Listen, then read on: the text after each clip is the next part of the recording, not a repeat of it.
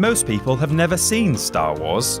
No, really, hear me out. The term may now refer to the franchise as a whole, but before it was retitled A New Hope, Episode 4 in its original medium redefining form was simply called Star Wars. Then, from as early as 1980, George Lucas was tampering with his movies set in that galaxy far, far away, and so what with rejigged dialogue, added subtitles, and lashings of CGI smeared all over the practical masterpieces, comparatively few people have ever seen Star Wars as it once was. Now, everyone knows about the hand-shot first controversy, the CGI gumbo of Jedi rocks, and Hayden Christensen's unnecessary Force ghost, and we've even done a video here at What Culture on 10 changes that were actually totally justified. But all that is still just the start. There are also countless minor edits that have been made to the films that are so pointless that only the most dedicated fans will even know they're there. With that in mind, I'm Peter from WhatCulture.com, and here are the 10 most pointless changes to the Star Wars movies you never even noticed. Number 10, the Jabba's Palace Dug, Return of the Jedi. By the time the 2011 Blu-ray release of the saga came around, pretty much everything tamperable had already been messed with, leading to some of the most banal, pointless changes of all, noteworthy only by their sheer ridiculousness. Case in point, just before Luke enters Jabba's palace in the first act of Episode 6, you can now see a CGI Dug, Sebulba's species, padding across the room, for some reason. What's so special about this guy that he's walking around the palace alone during communal nap time? I feel like the shot would actually make a lot more sense with the sound of a toilet flushing somewhere in the distance as he rounds the corner. The whole thing just sticks out so much and begs context that just doesn't exist. Furthermore, the CGI here is so poor that it genuinely looks like it's been lifted from a fan-made Star Wars animation. Indeed, despite it being so bad and in your face, the reason we've got this marked as a change you might not have noticed is that it's so obtuse and irrelevant to the context of the scene. A casual fan would be forgiven for thinking this must be an original feature, as it looks so dated and adds so little to the sequence that it couldn't possibly have been inserted deliberately 28 years later. Except it was. Number 9, Vader's shuttle, The Empire Strikes Back. Towards the wrap-up of the original version of Empire, Darth Vader, a bit perturbed that Lucas slipped through his fingers, angrily storms out of Cloud City and growls for his troops to bring my shuttle. The next time we see him, he's back in the Executor, ready to ensnare the damaged Millennium Falcon. However, Lucas clearly thought that Vader demanding his troops fetch his shuttle and later being seen on his Super Star Destroyer just didn't make clear enough what he'd just done, i.e. fly from Bespin, through the sky, into space, and up to his Star Destroyer in the shuttle he just asked the troops to bring. To remedy this for us moronic viewers who totally need our hands holding, in 2011, George Lucas helpfully added in a pointless sequence detailing his Imperial shuttle flying from Bespin up to the carrier, in amongst the thrilling rescue of Luke. Like, literally hard cuts from one sequence to the other, back and forth, mid-dogfight. It's a totally unnecessary scene, filling the audience in on something they already knew and interrupting the flow of a great part of the movie.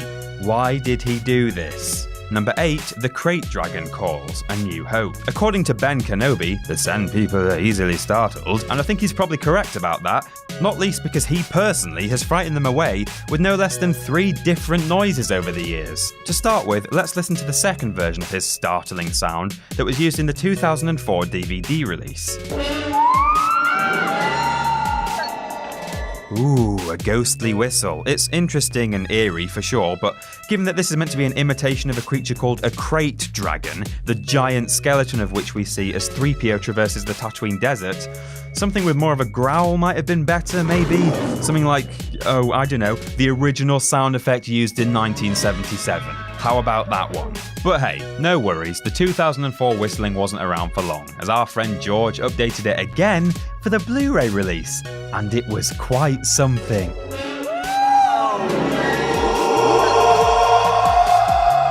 The Crate Dragon call, ladies and gentlemen, a howler monkey on a karaoke machine. Number 7, Slave One's Pursuit, The Empire Strikes Back. While The Empire Strikes Back is comparatively light on retroactive changes, it's not without some pretty ruinous adjustments. Chief among them is a CGI slot of Slave One tailing the Millennium Falcon that was added into the scene where Han evades the Imperials by hiding his piece of junk as a piece of junk. It's a short moment, but the extra focus in a pretty slight scene greatly reduces the tension around the gang's presumed escape and subsequent bombshell that they've been successfully tracked. Worse than that though, Boba is shown following so close behind the Millennium Falcon that it seems Han's already got some preemptive hibernation blindness or something. What is going on here? Number 6, Eyebrows, Return of the Jedi. Poor Sebastian Shaw. His role in Return of the Jedi as the unmasked Darth Vader may have been pivotal, but tragically it's been gradually weakened over the years since release. Most notable, of course, as we've already mentioned, is his replacement by Hayden Christensen as a Force ghost. Lucas's subsequent defense that this was the last light side version of Anakin that lived completely passes by Vader's last-minute redemption, which is the point of the saga, a moment that he'd already messed with in a wholly more bizarre way. Welcome to Eyebrowgate. When Georgie Porgy realised that if Anakin was burnt alive, he'd probably be totally bald, it was off with the brows. Just like that. I mean, I don't dispute that his underlying reasoning for this makes sense, but it's just such a minor detail that it was hardly worth the effort, especially when there are some far more glaring continuity errors out there that were never fixed. Number 5, Can You Speak Bocce? Return of the Jedi. The various alien languages of Star Wars were originally little more than phonetically linked gibberish. In the years since first release, however, the expanded universe has turned them into fully fleshed out forms of speech. However, none of this mattered when Episode 6 was first released, as the confrontation between Jabba and Leia, disguised as Boushh, was conveyed entirely by C-3PO's translation, with the two key parties talking in incomprehensible Hutties and Ubis respectively. However, in the special edition, subtitles were added to the alien dialogue because, maybe Lucas thought he'd not already messed with Jabba's palace enough. I don't know. It's a weird thing to have done to a conversation that was already easy to follow by its very nature. There's an interpreter standing right there who translates the meaning of the phrases almost word for word. For that reason alone, while this might be a small change, it's definitely a pointless one. Number 4, The Air Taxi, The Phantom Menace. It's not just the original trilogy that suffered some copious after-the-fact changes. Each one of the prequels was subject to alterations after their original release too, and by far the most extensive were those in The Phantom Menace. For starters, the film's Muppet version of Yoda was made into CGI in order to match episodes 2 and 3, and there were also huge chunks added to the Boom to Eve pod race, which I actually quite enjoyed. One of the weirder changes, though, was the unexpected addition of the Coruscant taxi segment, dragging out one of the more throwaway scenes, presumably just to show off the special effects or something. A couple of lines by Jar Jar and a few extra shots of Coruscant are all that Lucas added, and thus there's absolutely no impact on the film as a whole. If anything, this change only serves to slow the pacing in that moment and extend the already unpopular film. I mean, I actually think episode 1 is sort of okay, apart from a few major bum notes, but that's a whole different argument. Whichever camp you're in, this did not need to be done. Number 3, Where's Wolfman? A New Hope. Lucas shot a lot more material for the Mos Eisley Cantina scene than was used in the final cut, and there are images online of some of the crazier looking patrons who never really got their close-up, including a giant praying mantis who was hidden way off in the distance on the right side of the bar. However, the true tragedy here is the story of Arlyle Shoes, known unofficially as Wolfman. Despite this lovely headshot of him in the original release of A New Hope, the Angel of Death that was the special edition claimed him as yet another victim of editing, whereupon he was replaced by this. Okay?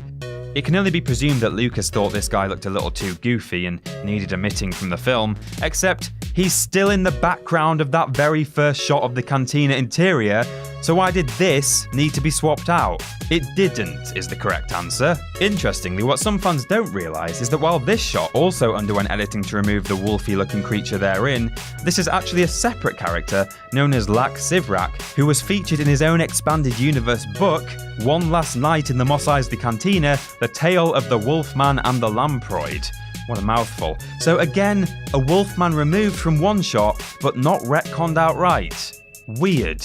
Pointless. Number 2, Blinking Ewoks, Return of the Jedi. The Ewoks aren't exactly the most popular feature of the original trilogy. In fact, they're about as close as you get pre-1999 to the sort of clangers Lucas would eventually drop in the prequel trilogy. So what could be done to fix these despicable little teddies, thought George when it came to putting out the Blu-ray version? Well, by adding eyelids, of course. Wow. Now they'll like them. I mean, what is this, really? It's literally a case of blink and you'll miss it. I don't for one second dispute that it adds a little bit of life to Warwick Davis's Wicket, but only when you watch the two versions side by side. Without the comparison, you'd never know anything had been altered. Good job, Lucas. And number 1, R2's Rock, A New Hope. This is R2-D2, sitting in a cave. The sand people he's trying to hide from are very much distracted by the unconscious Luke and his speeder, so he's probably not going to get spotted. Except he is, cried George Lucas one 2011 morning. What was I thinking, not putting an extra rock in front of him, so close to the other rock that he's hiding behind, that the gap between them is actually too small for him to have fit through there in the first place. What? This infamous change to 1977 Star Wars encapsulates everything wrong with George Lucas's original trilogy changes. It doesn't look especially convincing, it tears a gaping hole in the scene's continuity, and worst of all, the scene worked totally fine without it. This was pointless. And breathe. Wow, so that's our list, but let us know what else you think we could have included by commenting below. Don't forget to like, share and subscribe as always, and you can come and chat with me about Star Wars and anything else you like on my Twitter @ThatPeterAustin. I'm Peter from WhatCulture.com, and I'll see you soon.